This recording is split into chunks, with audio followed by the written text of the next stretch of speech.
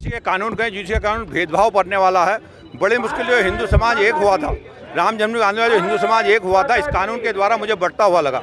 इसीलिए मैं तो भारतीय जनता पार्टी का आपको मालूम पदाधिकारी हूँ, सदस्य हूँ, लेकिन मैं भी चुप रह सकता था जैसे हमने अन्य पदाधिकारी अन्य कार्यकर्ता थे चुप हैं। लेकिन मुझे लगा मेरी आत्मा, अगर रात को मैं सोता था तो मेरी आत्मा मुझे कचोटती थी कि जो भविष्य है सवर्ण जाति के जो बच्चों का भविष्य वो क्या है, क्या बच्चे क्या आरक्षण और यूजीसी की बेड़ियाँ पकड़ रहेंगे। मैंने कहा नहीं, मैं इसके खिलाफ आवाज़ उठूंगा। मैंने कहा लोगों को धीरे धीरे संगठित करा, उसका परिणाम ये है कि आज इतने लोग यहाँ जुलूस में इकट्ठे हुए हैं। हमारे जो ज्ञापन दिया, हमने कहा जो उसमें जो शिकायत करने का अधिकार है ओबीसी को है, एससी को है, एसटी को है, महिला को, लेकिन सवर्ण को कोई शिकायत करने का अधिकार नहीं। क्या सवर्ण के साथ क्या बुरा व्यवहार नहीं होता, उसकी प्रताड़ना नहीं होती? हम दिल्ली जेएनयू का उदाहरण देख लें, रोज आप अगर खोलें फेसबुक तो आपको रोज एक नया उदाहरण मिलेगा। तिलक तराजू और तलवार इनको मारो जूते चार, तो पुराना नारा हो गया। अब वो नारा लगा हिंदू बनिया चोर है, बाकी सब डी स्कोर है। क्या हमारी प्रताड़ना नहीं हो रही?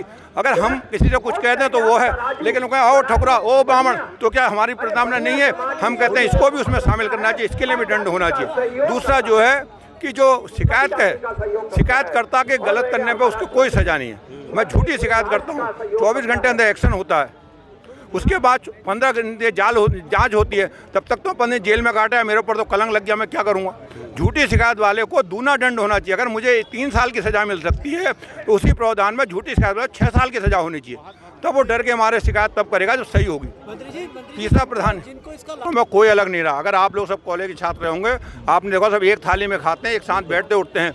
कोई किसी को आलू कहता है, भालू कहता है, मुच्ची कहता है, टुच्ची कहता है। आपने भी कहा होगा, हमने भी कहा होगा, और प्यार में इतनी गाली बकते हैं हम लोग छात्र जो है।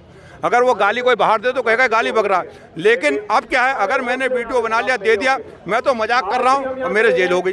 और अब तो नज़र का जो देखना घूरना वो भी सजा में है। क्या कहना चाहते हैं भारतीय जनता पार्टी? भी कहा ना कि मेरी आत्मा को गलत है। मैं उस संघ स्वयं हूँ, बाल स्वयंसेवक हूँ, ओटीसी द्वितीय वर्ष का शिक्षित हूँ। लेकिन हम क्या कहते हैं, भारत माँ तेरा गौरव अमर रहे, हम दृढ़ चार रहे ना रहे, कि भारत माँ तेरा गौरव होना चाहिए। तो भारत माँ के गौरव के लिए हमें लगा कि हिंदू समाज को एक करना पड़ेगा, इसलिए हमने जो है यूजीसी का विरोध करा। हिंदू समाज को एक कर रहे हैं जो भेदभाव से पैदा हो रहा है। ने हमारा साथ दिया। ये यूजीसी जो काला कानून आया है, जो समानता में भेद करा गया है, जो हम चाहते हैं कि सब समाज और सर्वधर्म के लोग एक मंच पाएं, लगातार बांटने का काम किया जा रहा है, वो बिल्कुल गलत है। आज बच्चों का अधिकार का भी हनन हुआ है, क्योंकि जो बच्चे स्कूलों में जाते थे, आज वो मतभेद, उनको कोई जाति धर्म से मतलब नहीं होता था, वो शिक्षण संस्थानों में पढ़ते थे, लेकिन आज उनको भी बांटने का काम ये कानून लाया है। ये कानून, काले कानून का बिल्कुल हम विरोध करते हैं, और आगे ये लड़ाई जारी रहेगी जब तक ये कानून वापस नहीं होगा। मर मिटने के लिए भी हम इस कानून के लिए, हटाने के लिए तैयार हैं। देखिए, पूरे देश में आज हमारा सवर्ण जो है जाग चुका है, और ये पूरे देश में जो ये काला कानून जो सरकार ने, वर्तमान सरकार ने लागू किया है, इससे पूरे सवर्ण समाज में रोष है।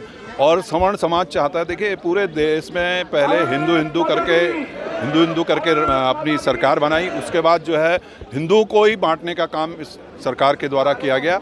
और पूरे जो हमारे बच्चे, जो हमारी युवा पीढ़ी अब आने को यूनिवर्सिटी में जाएगी, उसको जो है इस काले कानून का सामना करना पड़ेगा, जिससे हमारे बच्चों को जो अपनी शिकायत, किसी के द्वारा भी शिकायत करने पर उनको सीधे सीधे सजा हो जाएगी, उनको अपना पक्ष रखने का बिल्कुल मौका नहीं मिल रहा है। तो ये पूरा काला कानून जो है पूरे देश में लागू है, इससे पूरे जो हमारे सवर्ण समाज में एक बहुत बड़ा रोष है।